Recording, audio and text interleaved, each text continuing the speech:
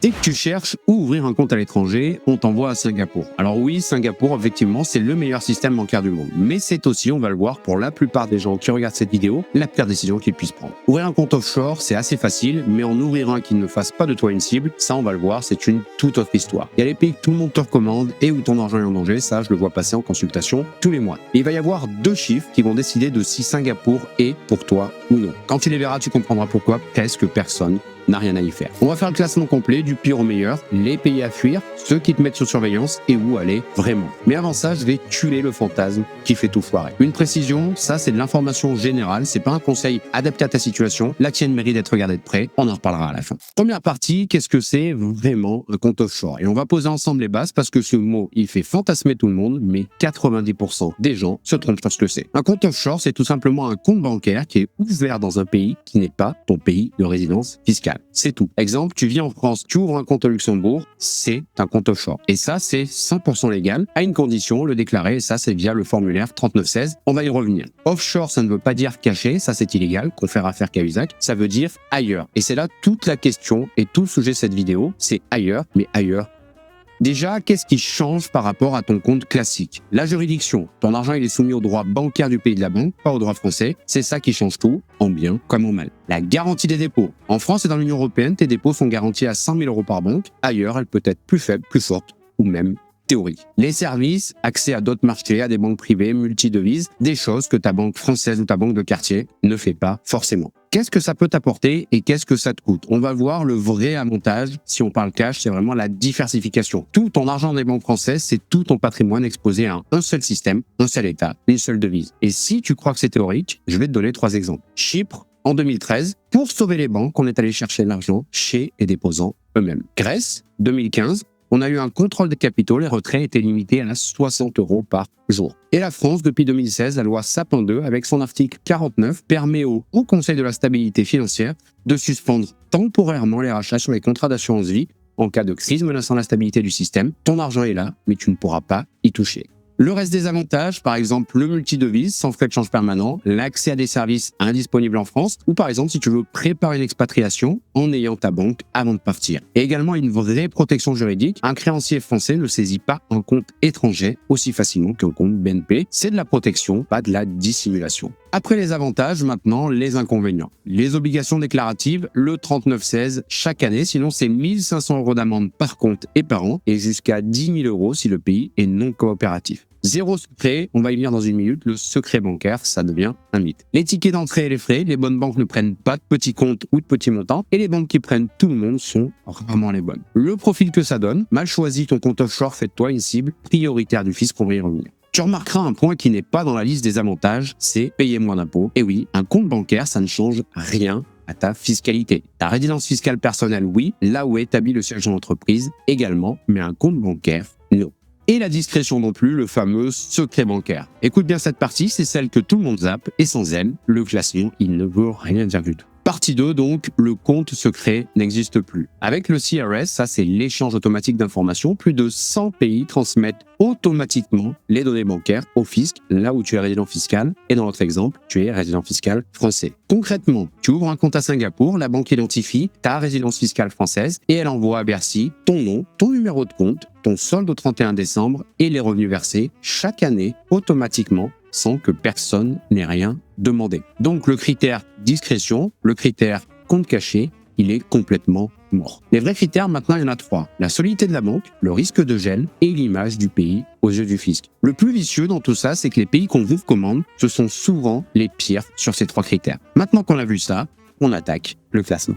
On va passer rapidement dessus parce qu'ils n'ont aucun intérêt, les pays à fuir absolument. Iran, Corée du Nord, Myanmar, tout ça c'est sur la liste noire du GAFI. Le groupe d'action financière, c'est l'organisme intergouvernemental qui fixe les règles mondiales anti-blanchiment et anti-financement du terrorisme. Quand tu es sur cette liste, les banques du monde entier doivent appliquer des contre-mesures, donc tes transferts vont être bloqués de partout. Aucun intérêt. On retrouve également les Comores, Anjouan, Vanuatu, Palau. Tout ça, c'est des licences bancaires de complaisance et surtout des banques sans correspondant bancaire. Je t'explique concrètement parce que souvent c'est un point que personne ne comprend. Une petite banque ne peut pas envoyer des dollars, des euros toute seule. Elle va donc passer par une grande banque correspondante, par exemple JP Morgan, Deutsche Bank, etc. Et si plus aucune n'accepte de travailler avec la tienne, alors ton argent il existe, oui, mais il ne peut aller nulle part, il est complètement bloqué, complètement intransférable. Petit bonus, le Vanuatu est en plus sur la liste noire européenne des juridictions fiscales non coopératives. Ensuite, on retrouve les Belize, Seychelles, Saint-Vincent, Dominique. Tout ça, c'est des réputations toxiques avec des banques tout capitalisées. Et on a également eu un historique de fermeture de comptes en cascade dès que les correspondants américains ou européens coupent les ponts. C'est le fameux dérisking massif depuis 2015. Résultat, tes virements entrants, ils sont souvent questionnés et les sortants, ils sont souvent refusés. On avance dans le classement. Panama, les BVA. Les BVA, c'est les îles Vierges britannique. Techniquement, Panama il est sorti de la liste grise du GAFI en 2023, mais après et depuis les Panama Papers, on va dire que le mal est fait. Drapeau rouge automatique pour n'importe quel compliance officer et ouverture est quasiment impossible pour un non-résident. Et pour les îles Vierges britanniques, elles viennent d'être ajoutées sur la liste grise du GAFI depuis 2025, donc les territoires des sociétés écrans. Il est désormais officiellement sous surveillance. Tu payes pour te cacher et c'est exactement ça qui va te rendre visible. C'est pour ça que c'est le pire conseil qu'on te donne. Dans tous ces cas-là, tu payes pour te cacher et c'est exactement ça qui va te rendre visible. Donc ça, c'était les pays de merde où il ne faut pas mettre en euros. Maintenant, une catégorie un petit peu plus vicieuse, ceux qui ont l'air corrects. Voici donc une liste de pays risqués et surveillés. Chypre, souviens-toi en 2013, tous les dépôts au-dessus de 100 000 euros ont été ponctionnés directement jusqu'à 47,5% à Bank of Cyprus, c'est presque la moitié. Alors le secteur il s'est assaini depuis, cette banque elle a même retrouvé une note investment grade, mais le précédent il existe et dans la tête d'un compliance officer, Chypre ça reste associé aux capitaux russes. On continue notre classement, Lettonie et Malte, ABLV, la troisième banque lettonne, liquidée en 2018 après une accusation de blanchiment du trésor américain. Les clients ont mis des années à récupérer leurs fonds. Malte, ça c'est le seul pays de l'Union européenne à être passé par la liste grise du GAFI entre 2021 et 2022. Elle en est sortie depuis, mais l'étiquette, elle colle encore. Et ensuite, je dois vous avouer, quand j'ai fait mes recherches, petite surprise, Monaco. Alors Monaco, c'est sérieux sur le papier, mais c'est sur la liste grise du GAFI depuis juin 2024 et c'est toujours pas sorti en 2025. Un compte à Monaco aujourd'hui, ça veut dire surveillance renforcée automatique. De toute façon, en pratique, un compte bancaire à Monaco, c'est réservé au gros patrimoine ou aux résidents fiscaux de Monaco. On continue la liste, Géorgie, Arménie, c'est accessible, pas cher, l'ouverture parfois à distance. En Arménie par exemple, un compte est ouvert en 30 minutes avec un minimum de documents. Et c'est là précisément le problème, les banques européennes le savent, donc tout ce qui arrive de Tbilissi ou d'Erevan, c'est scruté au radar. Et les sanctions, ça peut être par exemple des virements retardés, des justificatifs demandés, des questions systématiques, etc. etc. Résumé, pas cher et facile à ouvrir, c'est rarement un avantage, c'est souvent un signal. Maintenant, on va monter enfin dans les catégories fréquentables et c'est là que les nuances comptent le plus. Voici donc des pays corrects mais avec des réserves. Les Émirats, Dubaï, ils sont sortis de la liste grise du GAFI en février 2024. Alors l'image s'améliore nettement, mais l'ouverture, elle est lente, bureaucratique et il te faut généralement une résidence, un visa ou une société locale en free zone. Les banques, Emirates NBD, Mashreq et Wio, la banque digitale locale. Un point que personne ne te dit, il n'y a pas de garantie des dépôts comparable aux 100 000 euros européens. Hong Kong, le système bancaire solide, HSBC, Standard Chartered, Hang Seng, etc. et un dollar Hong Kong arrivé au dollar américain. Mais souvent, l'ouverture à distance, elle est plutôt compliquée pour un particulier et le risque géopolitique chinois, il est réel. Le statut spécial de Hong Kong n'est pas garanti à 20 ans. Andorre, ça s'est plutôt assaini depuis l'affaire BPA en 2015. On a un échange automatique en place. C'est sérieux, mais l'offre, elle est limitée et elle est plutôt orientée pour les résidents et les frontaliers. Le critère qui départage tout ici, c'est la cohérence. Un compte à Dubaï quand tu vis à Dubaï, c'est normal, mais un compte à Dubaï quand tu vis à Lyon, c'est une skid. Et maintenant, la Rolls-Royce des comptes bancaires, le haut du panier. Les États-Unis, ça vous le voyez assez sur Internet, les fameuses LLC au Delaware, au Wyoming. J'ai assez fait de vidéos sur la chaîne en expliquant pourquoi c'était totalement illégal. Par contre, ce qui peut être intéressant, c'est d'y rajouter un compte américain. Le paradoxe assumé des États-Unis. Ils n'ont jamais rejoint le CRS et eux, ils reçoivent des informations du monde entier via le FATCA et ils n'envoient presque rien en retour. On ajoute à ça le dollar, le système bancaire le plus profond du monde et des coûts faibles, c'est vraiment exceptionnel. Deux avertissements. 1. Le hors CRS ne veut pas dire non déclarable. Le 3916 il reste obligatoire et la LLC elle a ses propres obligations américaines déclaratives via les formulaires 5472 et 1120 avec 25 000 $ de pénalité. Si tu oublies, ça vous le voyez partout sur Internet, vous avez une LLC, vous ne payez aucun impôt, en fait parce qu'il ne déclare rien du tout, donc totalement illégal. Et ensuite on vous dit tu vas pas me faire prendre, grosso modo il n'y a pas de CRS, il n'y a pas d'échange. On l'a vu, c'est une grosse connerie. 2. Mercury, c'est pas une banque, c'est une fintech. Les fonds sont logés chez des banques partenaires et les conditions se sont durcies pour les non-résidents depuis 2024. L'alternative, c'est une vraie banque américaine, mais là, il faut généralement se déplacer.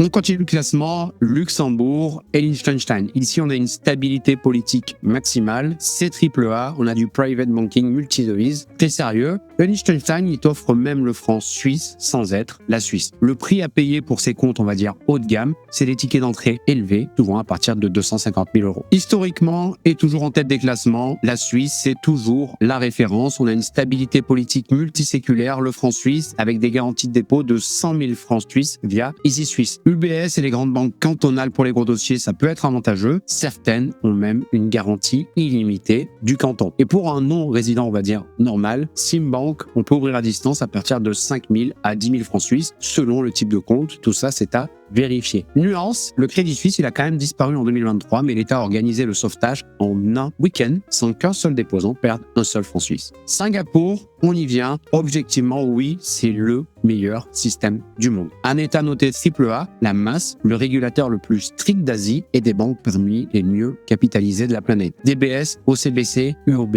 etc., etc. Et une garantie des dépôts à 100 000 $ singapouriens. Et là, tu te dis, non mais attends, Quentin, en début de vidéo, tu nous as dit de ne pas y aller. Exact, voilà les deux chiffres que je te gardais. Le premier, 2018. Si tu y vas pour te cacher, on l'a vu, ton compte, il est automatiquement déclaré au fisc français, et ce, depuis 2018. Donc, tu n'es pas discret, tu n'es pas caché, tu es automatiquement signalé chaque année. Le deuxième chiffre, 200 000 $ singapouriens, c'est le ticket d'entrée habituel en priority banking. Sans ça, ou sans une société locale avec une vraie substance, personnel, bureau, etc., on ne t'ouvrira même pas la porte. Alors, Singapour, c'est pas une mauvaise banque, mais c'est souvent les mauvaises raisons que vous prenez ou qu'on vous dit sur Internet qui vous y remettent. Maintenant, je vais vous donner mon avis sans filtre. Franchement, si votre but, c'est juste de facturer à l'international ou de gérer du multi-devise, Wise ou Revolut Business, ça fait 80% du taf sans les coûts, sans la paperasse. Alors oui, ce n'est pas du private banking. Oui, ce n'est pas de la protection patrimoniale. Mais pour la majorité d'entre vous, pour la majorité des gens qui regardent cette vidéo, c'est souvent le meilleur pour démarrer. En tout cas, le meilleur compromis et un vrai point de départ. N'oubliez pas,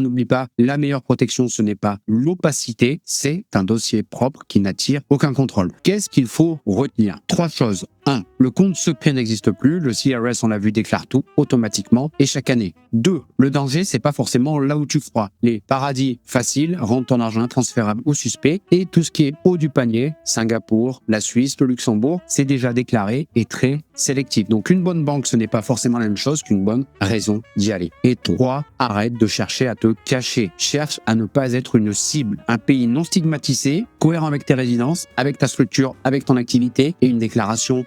Donc, mon conseil, avant d'ouvrir quoi que ce soit, pose-toi ces 3 questions. Le pays est-il stigmatisé? Est-ce que c'est cohérent avec ma résidence, le siège de mon entreprise, ma situation? Et est-ce que je déclare proprement? Si tu réponds mal à une de ces 3 questions, alors n'ouvre pas de compte bancaire dans l'État que tu as ciblé. Maintenant, si tu veux aller un petit peu plus loin, travaille avec moi, travaille avec nous et optimiser ta situation via la fiscalité et l'optimisation fiscale internationale si tu es entrepreneur, investisseur, expatrié, nomade digital, si tu as une activité en ligne ou une activité internationale, tu retrouveras pas mal de ressources où tu peux prendre directement un rendez-vous avec moi. Je te mettrai des liens soit en commentaire épinglé de la vidéo, en description également de cette vidéo où tu pourras retrouver pas mal de ressources sur mon site karma.net et moi je vous dis à la prochaine pour une nouvelle vidéo.